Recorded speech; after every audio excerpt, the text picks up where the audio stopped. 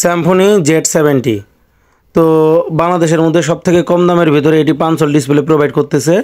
52 megapixel USD camera রয়েছে এটাতে। আর type C আছে, যেটাতে 18 ওয়াট ফাস্ট চার্জার সাপোর্ট করে। বক্সের ভিতরেই দেওয়া আছে 18 ওয়াট ফাস্ট চার্জারটি। মোবাইলটিতে সাইড মাউন্টেড ফিঙ্গারপ্রিন্টও রয়েছে। ফিঙ্গারপ্রিন্টের উপরে ভলিউম বাটনগুলো রয়েছে। 6.56 ইঞ্চি 5 এই ডিসপ্লেটি IPS display, half HD plus display, HD plus display. তো এটার ডিসপ্লে কোয়ালিটি অত্যন্ত ভালো। এর আগেও আমরা বেশ কয়েকটি এই Z70 সেল করেছি।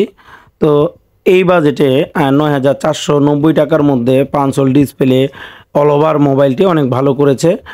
আমরা যদি রিয়েলমির দিকে তাকাই, রিয়েলমি নোট 50তে সেম প্রসেসর ইউজ করছে ইউনিসকের। তারপরে রেডমি A3 থেকে যদি তাকাই, সেটাতেও সেম প্রসেসর ইউজ করছে। তো ভিভো Y03Tর দিকে যদি তাকাই, Y03Tতেও সেম ধরনের প্রসেসর ইউজ করছে। 12.5 থেকে 13,000 টাকা দাম দিয়ে যেখানে অন্য কোম্পানিগুলো একটি নচ ডিসপ্লে ইউজ করতেছে, সেখানে স্যামসাং Z70 একটি 5 ডিসপ্লে প্রোভাইড করতেছে, যেটার কালার খুবই সুন্দর। আপনারা এই ফোনটির ডিসপ্লেতে দেখে মুগ্ধ হয়ে যেতে পারেন অবশ্যই।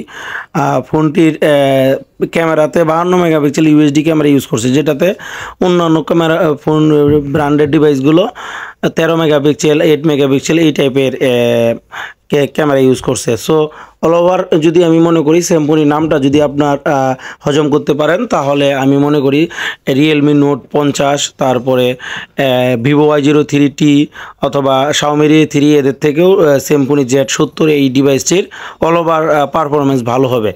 তো আপনারা যারা এই বাজারের মধ্যে রিয়েলমি, রেডমি, ভিভো মোবাইল নিতে যাচ্ছেন, তারা ওই মোবাইলটির পাশাপাশি মোবাইলটি দেখতে পারেন। এই রিয়েলমি, রেডমি, ভিভো মোবাইলের পাশাপাশি আমাদের কাছে স্যামসাং মোবাইলও পেয়ে যাবেন অত্যন্ত সুলভ মূল্যে।